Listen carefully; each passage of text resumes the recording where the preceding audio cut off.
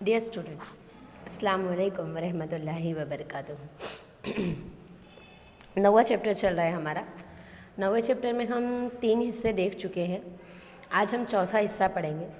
चौथा हिस्सा बड़ा ही इंटरेस्टिंग है और पर्सनली जो मुझे बहुत अच्छा लगता है कुछ पॉइंट्स इसमें आज हम सबसे पहला पॉइंट पढ़ेंगे कॉन्सेप्ट ऑफ डीमैट अकाउंट कि डीमैट अकाउंट यानी क्या, इसके काम क्या क्या है वगैरह। तो पहले हम ये समझ लेते हैं कि डीमैट यानी क्या, कि अतीत में कैसा था आपको पता है। पहले कैसा था कि शेयर होल्डर्स को हमेशा जो शेयर्स मिलते थे ना, वो फिज़िकल तौर पे मिलते थे, बराबर, हार्ड कॉपी मिलती थी। यानी उसके ये शेयर्स कैसे होते थे, ये कागज़ के ऊपर होते थे, जिसको हम आम तौर पर शेयर सर्टिफिकेट भी कह सकते हैं कि भाई अपने पास किसी कंपनी के शेयर है, उसका सर्टिफिकेट कोई कंपनी देती थी।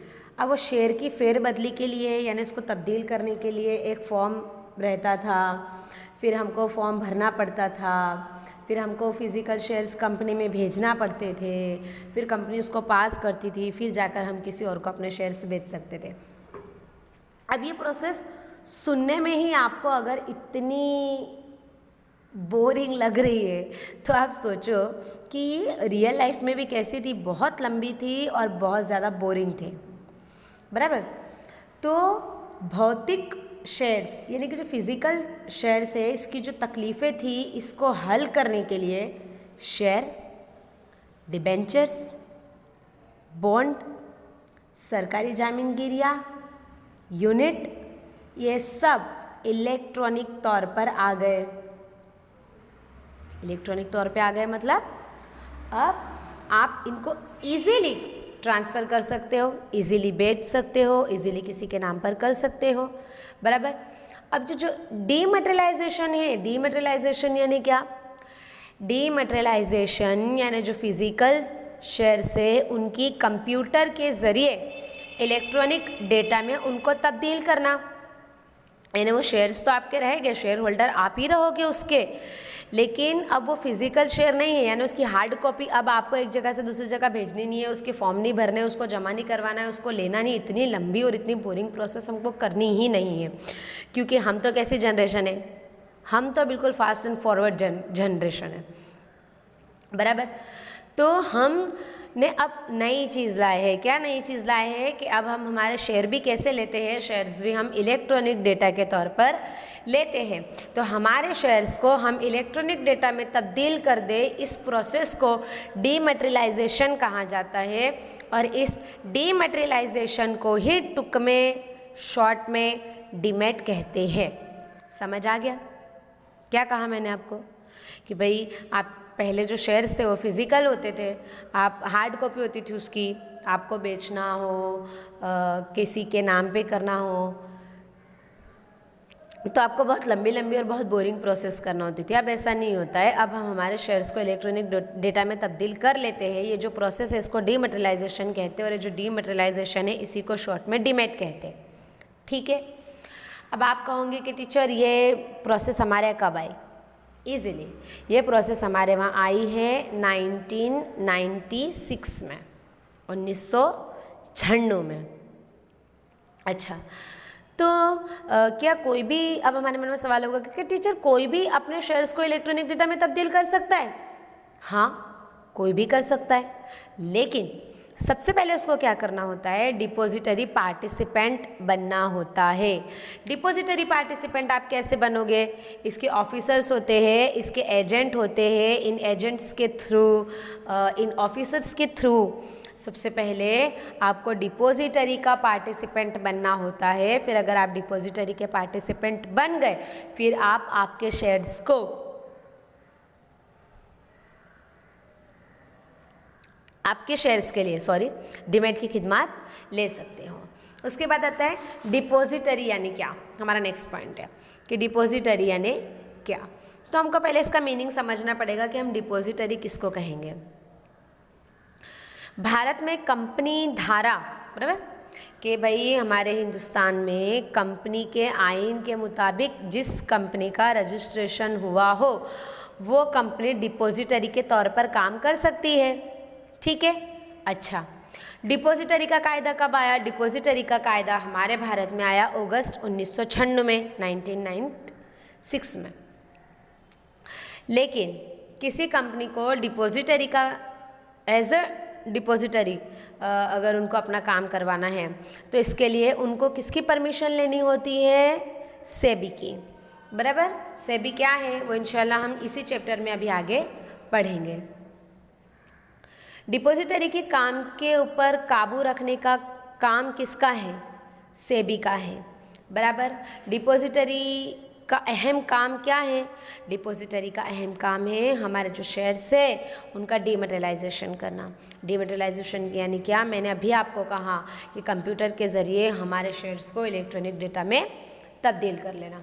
अच्छा, जो हमारी डिपॉजिटरी है इसका पहला काम ही है कि हमारी जो जामीनगिरियाँ है इसको इलेक्ट्रॉनिक तौर पर तब्दील कर लेना और तब्दील करने के बाद उसकी हिफाजत भी करना, उसकी सेफ्टी का ध्यान भी रखना।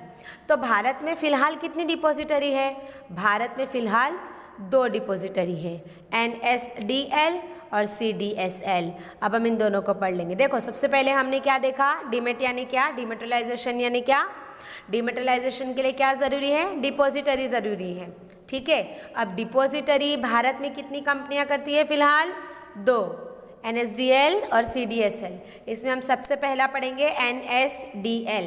देखो, NSDL ये कंपनी के आइन के मुताबिक इसकी तश्कील हुई है। ये एक आवामी कंपनी है। इसका रजिस्ट्रेशन सेबी में हुआ है 1996 में। बराबर, ये नेशनल स्टॉक एक्सचेंज के साथ मिलकर काम करने का काम करती है। इसके बोर्ड ऑफ डायरेक्टर्स होते हैं जो इसको चलाने का काम करते हैं। इसमें डिपॉजिटरी पार्टिसिपेंट करवाती है ये कंपनियों का, अफराद का, ताकि आप डिपॉजिटरी पार्टिसिपेंट बनो और अपने शेयर्स का क्या करवा सको? डीमैटेरियलाइजेशन या डीमेट करवा सको। अच्छा, लेकिन एज अ डिपॉजिटरी पार्टिसिपेंट बनने के लिए आपको कुछ फ़ी तो देनी होंगी। हाँ, बिल्कुल देनी होंगी। ये फ़ी हमसे कौन लेगा? ये फ़ी हमसे NSDL और CDSL ही लेगा। क्यों? क्योंकि ये हमको खिदमत दे रहे हैं। किस चीज़ की खिदमत दे रहे हैं? ये हमारा डीमैटेरियलाइजेशन कर रहे हैं, रीमैटेरियलाइजेशन कर रहे हैं। ये इलेक्ट्रॉनिक तौर पर हमारे जितने भी सौदे हैं उसको ख़त्म कर रहे हैं। हमें हक़ के शेयर दे रहे हैं, हमें बोनस के शेयर दे रहे हैं, हमारे हक़ और बोनस के शेयर्स को हमारे खाते में जमा कर रहे हैं। हम जब कहते हैं तब हमारे खाते को बंद कर देते हैं। तो ये सारे काम, सबसे बड़ी बात कि ये ऑनलाइन करते हैं, यानी आपको कहीं पे धक्के खाने की ज़रूरत नहीं है। ये सारे काम, कौन से काम? डीमैटेरियलाइजेशन, रीमैटेरियलाइजेशन, इलेक्ट्रॉनिक तौर पर आपके जो सौदे हैं उनको ख़त्म करना, हक़ के शेयर, बोनस के शेयर आपके खाते में जमा करना, आपके खाते में से निकालना, आपके खाते को बंद करना, ये सारे काम वो आपको ऑनलाइन दे रहे हैं NSDL, और इसके लिए वो आपसे फ़ी भी लेंगे। NSDL की तरह एक दूसरी कंपनी है जिसका नाम है CDSL। इसका पूरा नाम है central depository services limited. Okay, अब ये जो सेंट्रल डिपॉजिटरी सर्विसेज लिमिटेड है इसकी तश्कील कहाँ हुई है? इसकी तश्कील मुंबई शेयर बाज़ार और दीगर बैंकों के साथ से 1999 में, 1999 में हुई है। इसका अहम मकसद क्या है? इसका अहम मकसद है कि जो इन्वेस्टर्स है, बराबर, उनको सहूलतें फ़राहम करना, उनको खिदमत फ़राहम करना। जो डिपॉजिटरी पार्टिसिपेंट है वक्त वक्त पर उनकी जो अपडेट हुआ है उनके अकाउंट में, वो अपडेट उनको वक्त वक्त पर फराहम करने का काम कौन करता है? CDSL करता है। याद रखना कि ये पूरे मुल्क में जुड़ा हुआ है CDSL और NSDL। तो डिपॉजिटरी पार्टिसिपेंट की जो खिदमत है ये पूरे भारत में आप आपके घर बैठे हासिल कर सकते हो, और इसके लिए आपको फ़ी भी देनी होती है। जैसे NSDL में देनी होती है वैसे CDSL में भी आपको फ़ी देनी होती है। अब डिपॉजिटरी सर्विसेज कौन कौन सी होती है? बराबर, तो सबसे पहला है डीमैटेरियलाइजेशन और रीमैटेरियलाइजेशन, कि भाई आप जब चाहो तब आप आपके शेयर्स को इलेक्ट्रॉनिक डेटा में तब्दील कर सकते हो, और जब आप चाहो, आपको कोई डर है कि भाई मेरी जामीनगिरियाँ चोरी हो जाएगी या ख़त्म हो जाएगी वैसे तो अगर आपने उसको इलेक्ट्रॉनिक डेटा में तब्दील किया है तो ऐसा नहीं हो सकता है, लेकिन फिर भी अगर आपको ऐसा डर है कि भाई मुझे इलेक्ट्रॉनिक डेटा के तौर पर नहीं रखना है अपने शेयर्स, मुझे तो हार्ड कॉपी चाहिए, तो जब आप चाहो तो उसका रीमटेरियलाइजेशन भी कर सकते हो, और जब आप चाहो तो उसका डीमटेरियलाइजेशन भी कर सकते हो। ये डिपॉजिटरी खिदमत है आपके लिए। उसके बाद ओछा खर्चे जामीनगिरी सरल फेरबदली, कि आप कम खर्चे में जामीनगिरी को तब्दील कर सकते हो। आप चाहो डिपॉजिटरी की मदद से, तो अगर आपके हज़ारों शेयर्स है तो उसमें से आप सिर्फ एक सिंगल शेयर का भी व्यापार कर सकते हैं। आप जब चाहो तब आपके शेयर को तब्दील कर सकते हैं। सौदानी झड़पी पतावट, आपके जो सौदे हैं वो भी ये बहुत आसानी से और बहुत ज़्यादा रफ्तार से कंप्लीट करवा देते हैं। कौन कंप्लीट करवा देते हैं? NSDL और CDSL। उसके बाद ग्राहक ना खातामा नोंद, आपका जो बोनस के शेयर मिले, आपको जो हक के शेयर्स मिले, आपको जो डिविडेंड मिला, जो कुछ भी अगर आपको आपके शेयर्स के ऊपर मिल रहा है, उन सब की नोंदणी, उन सबको नोट डाउन करने का काम कौन करता है? NSDL और CDSL। इसके बाद गिरो मुकवानी सगवड़, कि आप आपकी जामीनगिरियों को गिरो रखकर उसके ऊपर लोन भी ले सकते हो। उसके बाद खातू स्थगित के बंद करवानी सगवड़, आप जब चाहो तब अपने खाते को आप अगर आपको कभी मान लो कि आपको लंबे वक्फे के लिए कहीं परदेश जाना है, तो आप कुछ वक्त के लिए अगर आपका अकाउंट बंद करना चाहते हो तो आप कुछ वक्त के लिए बंद भी कर सकते हो। अगर आप आपका अकाउंट हमेशा के लिए बंद करना चाहते हो तो आप आपका अकाउंट हमेशा के लिए भी बंद कर सकते हो। ये खिदमत भी आपको NSDL और CDSL देगा। माहितीनी नोंद अने संग्रह, कि आपकी जो मालूमात है, फॉर एग्जाम्पल जैसे अभी हमने देखा कि भाई आपको हक के शेयर मिले, बोनस के शेयर मिले, कितने मिले, किसने दिया, क्यों दिया, ठीक है, वो सारी इन्फॉर्मेशन आपको बताने का काम भी करता है NSDL CDSL, एंड उसको संग्रह, उसको जमा करने का काम भी करता है, उसको सेव करने का काम भी करता है। रोकाणकार अने पतावट गृह वच्चे कड़ी, कि अगर आप आपके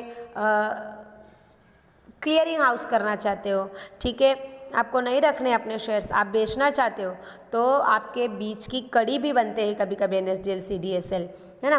उसके बाद इंटरनेट द्वारा सेवाओं, कि अगर आप तो डिपॉजिटरी पार्टिसिपेंट हो, तो आप इंटरनेट के ज़रिए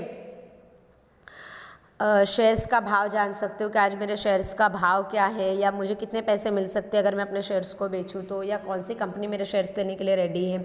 ये सारी मालूमात आप बहुत इजीली कहाँ पे हासिल कर सकते हो? इंटरनेट के ऊपर हासिल कर सकते हो। क्यों इंटरनेट के ऊपर हासिल कर सकते हो? क्योंकि आप NSDL और CDSL में डिपॉजिटरी पार्टिसिपेंट आपने किया हुआ है, और इस काम के लिए वो आपसे फ़ी भी लेते हैं। लेकिन कैसी फ़ी? ऐसी फ़ी जो आपको रीज़नेबल है, ठीक है। तो आज हमने क्या देखा? आज हमने देखा डीमेट यानी क्या, ठीक है। उसके बाद हमने देखा डीमटेरियलाइजेशन यानी क्या, फिर डीमटेरियलाइजेशन पार्टिसिपेंट, और डीमटेरियलाइजेशन का पार्टिसिपेंट कौन सी 2 कंपनियां करती है? NSDL और CDSL। और फिर डिपॉजिटरी की खिदमत भी हमने देखी कि ये NSDL और CDSL आपको कौन कौन सी खिदमत फराहम करते हैं, हमने ये भी देखा। अब इंशाल्लाह हम हमारे आने वाले सेशन में ट्रेडिंग प्रोसीड्यूर ऑफ सिक्योरिटीज़ देखेंगे।